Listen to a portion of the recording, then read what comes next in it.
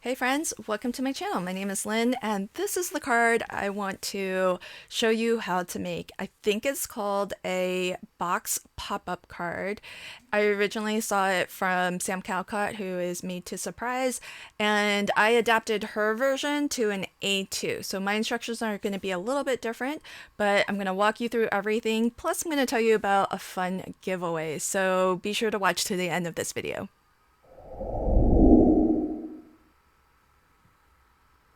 Okay, so let's dive in and start making this card. I want to show you how to create the base of this card, which is that fun box pop-up mechanism.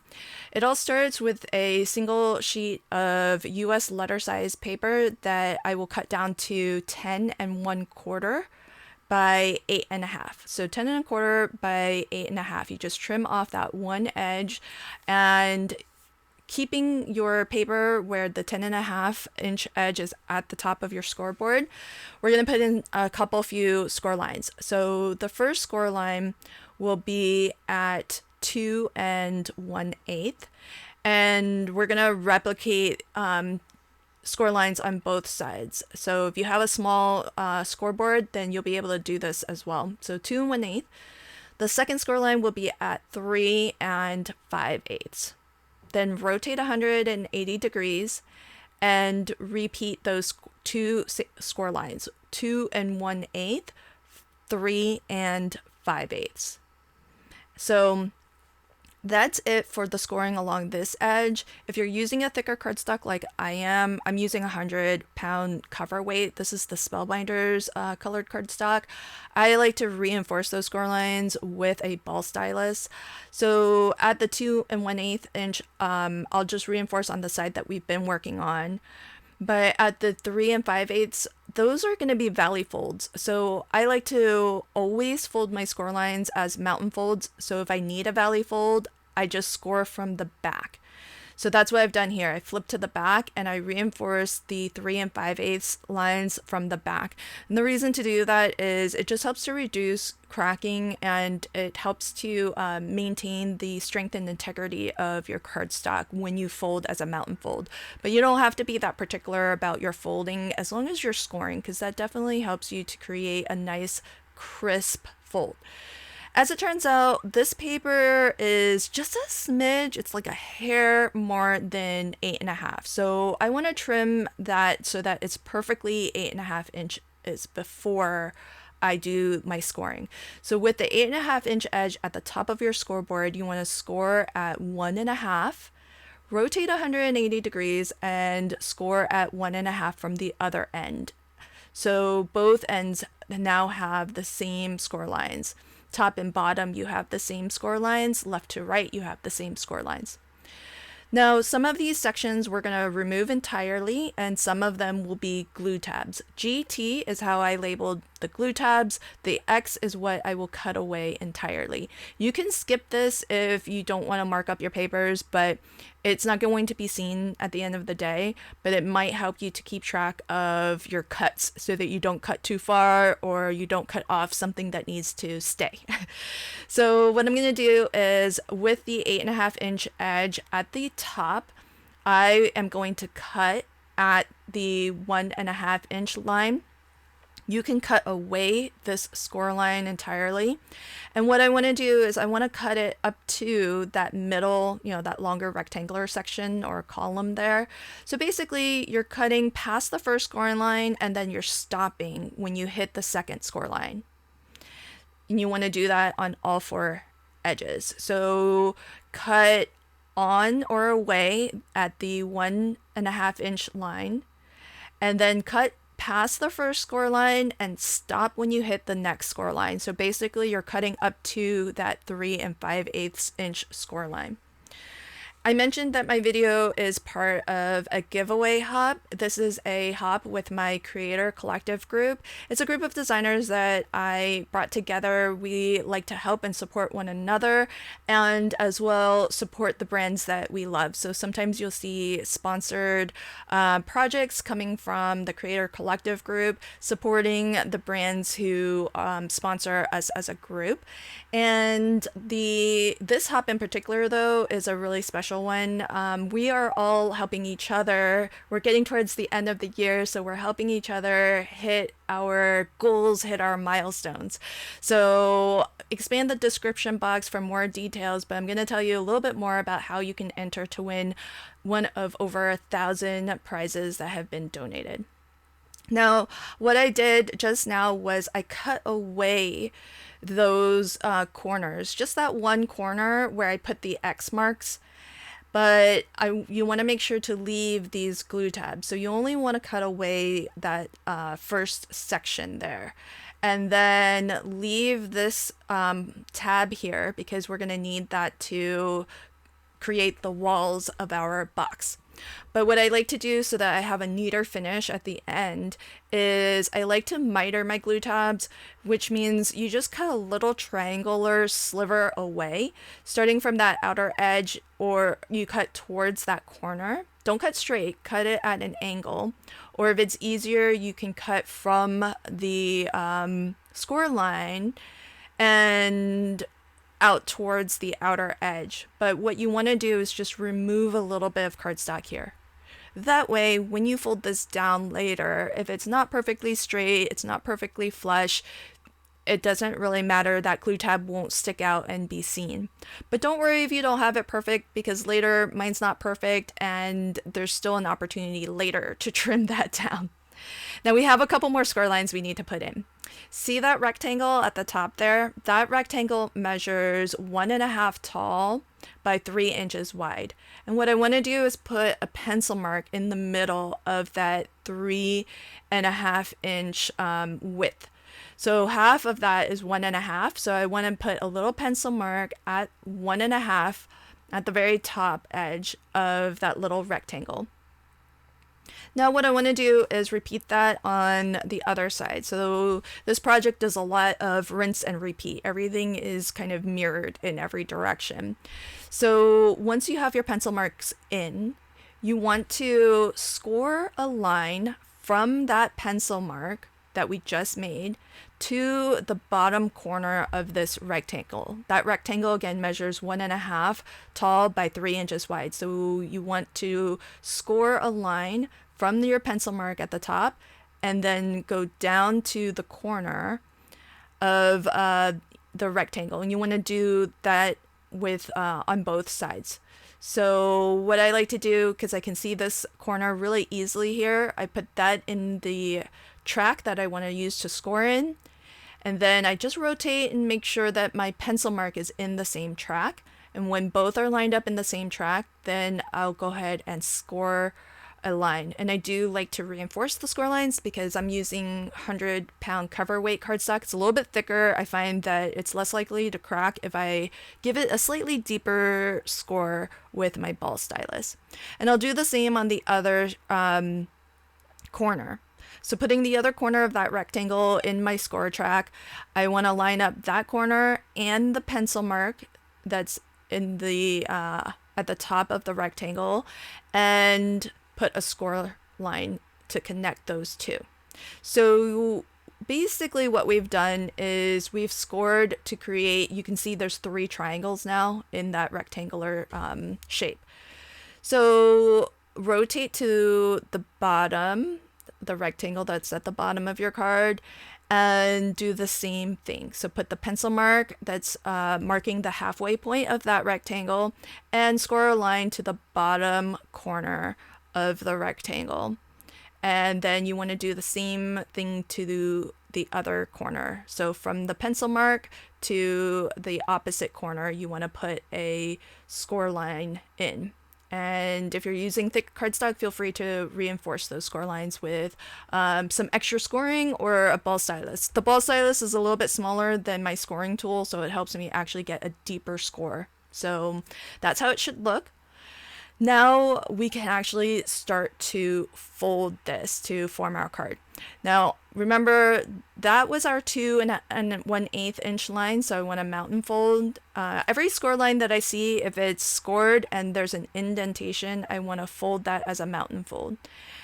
When I fold, I also want to make sure that I'm lining things up so that they are still straight and level. Even though you scored it and it's straight, sometimes paper has a mind of its own. So you want to just make it as neat and tidy and as straight as possible. So just look at the bottom or the top edge, just make sure that it's lined up and is straight. And so your 2 1/8 inch lines will be mountain folds, and then your 3 5/8 inch lines will be valley folds. Here, you're going to have the top and bottom needs to be scored as well. And so those also need to be valley folds. But as I mentioned, I like to fold all of my score lines as mountain folds. So I'm just going to score that line again from the back of the card, and then that way I can get the correct the fold in the correct direction. Again, that's just me, how I like to do my folding, and so you can skip that if you're using a cardstock that doesn't crack on you and you feel comfortable folding this as a valley fold. So there we have the top and bottom in. The glue tabs are valley folds as well, and I'll just focus on this one side here because you need to fold the diagonal lines back also. So those will be mountain folds. So you take that and you just fold it back, and that pencil mark might be visible, so take a moment to erase that. And then fold those 2 diagonal lines back. So it should look a little something like this. And when your glue tabs fold over, they get attached to form this wall. And then now you can kind of see that box start to form, but it all will fold down flat. So now that I've got those folds in, I'm going to take my ergonomic bone folder and really reinforce those score lines. Make sure everything is nice and flat, and that those score lines are softened, because you're going to open and close this card a lot, and so it just helps reduce cracking. If you have a little bit of cracking, you can always do what I did. I just burnished a little bit, and it helped to smooth down the cardstock. Okay, so before we glue anything, here's a little bit of a dry fit, just so you can see how the tabs wrap around to the back. And then you can fold this all flat. You can see there's a little bit of unevenness, but that's okay. We're gonna fix that when we go to glue down.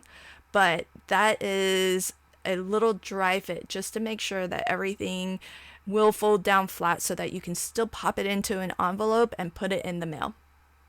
Okay, so let's start gluing down things.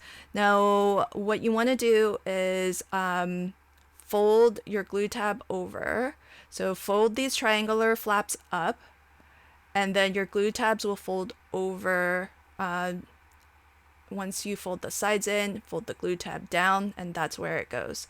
Okay, so I'll do that. Fold this down, fold the triangle flap back, fold your side in, and then your glue tab down. You only need to put glue on this glue tab. Now see how this corner here, there's a little bit of cardstock sticking out? That's made worse by not trimming away these little corners. So this is kind of a last opportunity to just trim away that little bit of excess so that you get a nice tidy finish and you get a nice straight line as this glue tab wraps around and gets adhered to form that box. So I like to use a liquid adhesive because it's nice and strong. I definitely want this to be a nice permanent firm stick. And I'm using Barely Art Glue, which is fast grabbing as well. So I can open it up and it should be okay. Now check this out. It's a little bit, the score line is a little bit crooked. So when I fold it over, it's not really flush against the top. Not a problem. What I'm going to do is put my card and I'm going to into a scoreboard, and I'm just going to score along the top of my card and fold this down on that second score line that I made. And now it's going to be nice and flush, but again, I have that same little bit of cardstock hanging off the edge, and so I want to trim that away. Now, if you're using a thicker cardstock like I am, I'm using 100-pound cover weight, you're more likely to have these little bits of imperfection as you fold your glue tab over, because thicker cardstock, when you fold it, that paper has to go somewhere. So we've scored everything pretty exact, but when you fold a card down, it does take up some extra room. And so that's why things might be a little bit imperfect when you get to this step. But that's why you're able to just trim off a little bit extra if you need, and rescore things if you need. So we're going to repeat all of that on the opposite end. At the moment, everything is pretty much mirrored, so we don't have a top or a bottom right now. But I'm going to do the same thing. These score lines now don't line up straight with my card base, so I'm just rescoring that line so that when I fold it, it will fold down straight and it will look a little bit neater at the end. And whatever little cardstock might be hanging off the corners or the edge, I'll just trim that away, because you're not going to really see this glue tab very much. Obviously, it's still visible, but if you choose, you could always put a panel of pattern paper over this if you really wanted to hide it completely. But when the card is open, this glue tab is not really going to be visible unless somebody actually looks for it. So all the same, I do want it to be nice and tidy so that there aren't little bits of the glue tab sticking outside of my card base. So again, just putting adhesive on the glue tab. I'm gonna fold this down, give it a good burnish. I always like to burnish every time I glue, no matter what glue I'm using. It just helps you to get the most out of your glue. In the case of a liquid adhesive, it helps to spread it out so you get nice even coverage. And in the case of a dry adhesive tape, it helps to knock all of the air out so that it doesn't lose its stick over time. Okay, so now that's our card base done.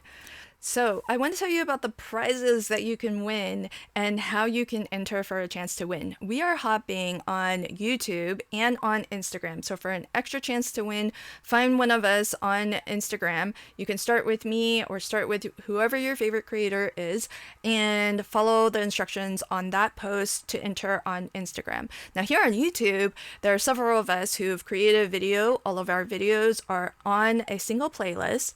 When you watch each video, each designer will tell you the crafty tool that they cannot live without.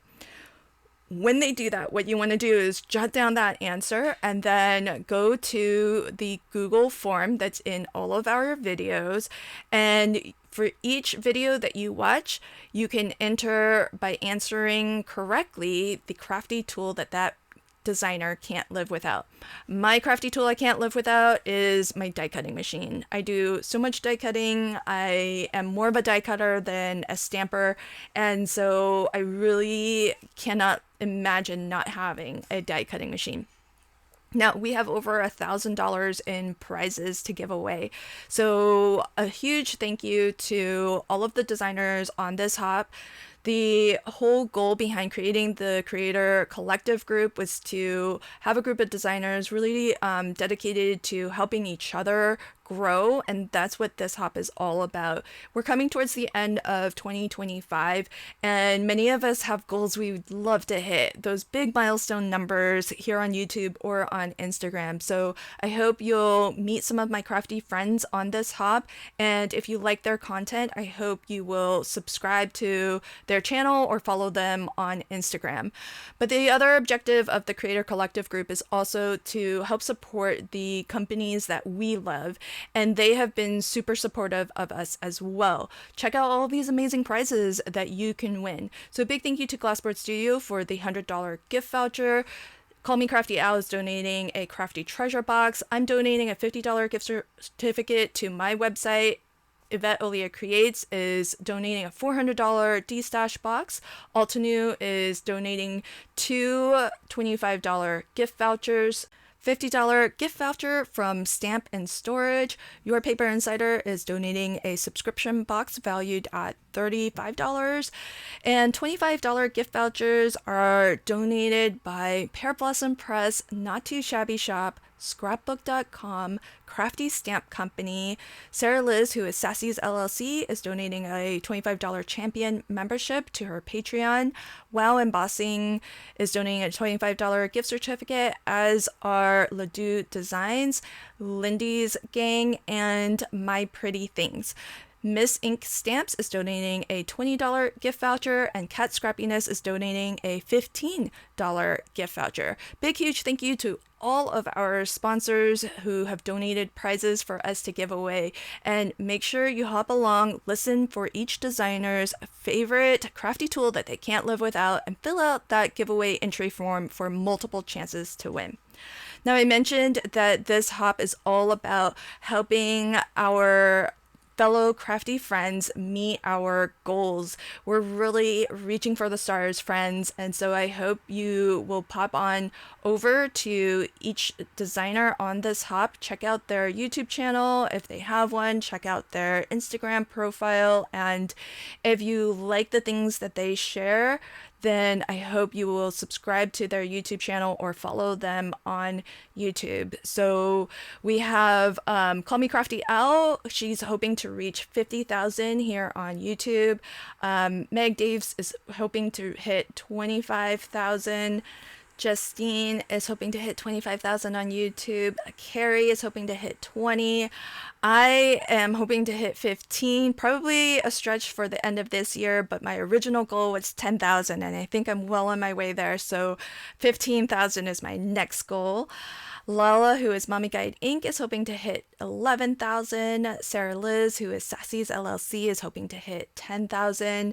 Joy is hoping to hit 10,000 here on YouTube. And Sarah Scraps is hoping to hit 10,000. Lauren of Lauren Taylor Made is hoping to hit 8,000 here on YouTube. And we have Sherry, who's hoping to hit 5,000 followers on Instagram. Aditi is hoping to hit 5,000 on Instagram. Yvette Olia Creates is hoping to hit 3,000 here on YouTube. Deborah is hoping to hit 3,000 on Instagram. Beth is hoping to hit 2,000 on Instagram. Shalana is hoping to hit 1,000 on YouTube. And Julie Tillman is hoping to hit 1,000 on YouTube. So big, huge thank you to all of the designers who are taking some time to hop today, either on YouTube or Instagram or both. I hope you enjoy their video. You can check it out on the playlist, which is in the description box below. And the playlist is really nice. We've collected all of the videos on this hop in one place for you so that you can just have a single spot. If you can't watch them all in one sitting, not a problem. That playlist is going to be there for you so that you can pop back to it anytime you want. It also has a nice autoplay feature so that when one video ends, the next one can begin if you have it set up that way.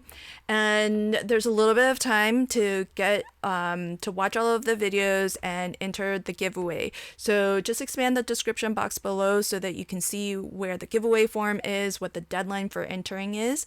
I will be announcing the winners in a special live stream after the giveaway ends. So if you want to find out if you've won any of these prizes, then the best way to know when that live stream gets scheduled and when I go live to make the announcement is to subscribe to my channel and hit the notification bell. If you unsubscribe later after that live stream, I'm okay with that, but the best way to know when I go live is to just do those two things. Hit the subscribe button and ring the bell for notifications, and then that way you'll get an alert when I go live. I'll announce all the winners, but you do not have to be there live to claim your prize. You will have 48 hours though to fill out a form and claim your prize. So make sure that if you can't watch live, that you watch that live stream. It will be available on replay. Make sure you watch it within those 48 hours so that you can claim your prize if you've won something. All right, so I've decorated my card using the Hero Arts card kit of the month. It's so beautiful, this card kit. There's some really fun images and really fun Christmas sentiments that are all about sort of the disco dance era and all the things sparkly and shiny. So I used a lot of glitter paper on this card because the sentiment says, Christmas is too sparkly, said no one ever. So I really went with the shine on this. I hope that you enjoyed my card today, and thank you for popping by my channel. If you're new to my channel, I really appreciate you being here, and good luck to everybody. I hope you're a winner of one of the amazing prizes donated to us by our sponsors and our crafty friends. Thanks, and until next time, happy crafting and have a fabulous day. Bye.